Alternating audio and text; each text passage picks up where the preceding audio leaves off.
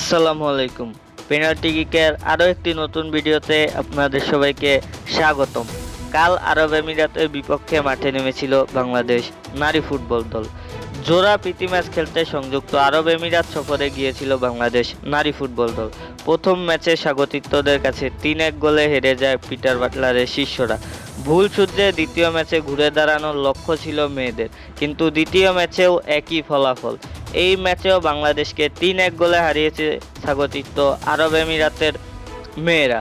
সংযুক্ত আরব আমিরাত football association স্টেডিয়ামে শুরু থেকেই দাপট ছিল স্বাগতিকদের।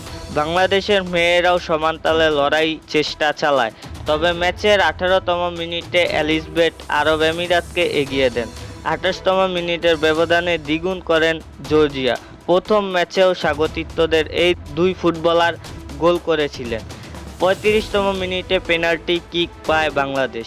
স্পট কিক থেকে গোল শোধ দিয়ে ম্যাচে ফেরার আভাস দেন বাংলাদেশের অধিনায়ক আফ্রিদা খন্দকার। প্রথম ম্যাচেও পেনাল্টি থেকে গোল করেছিলেন তিনি, তবে দ্বিতীয়ার্ধে ৭৩তম মিনিটে জর্জিয়ার দ্বিতীয় গোল বাংলাদেশকে ৩-১ গোলের হারে নিশ্চিত করে দেয়।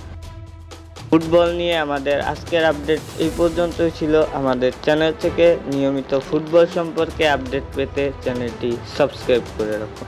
ধন্যবাদ।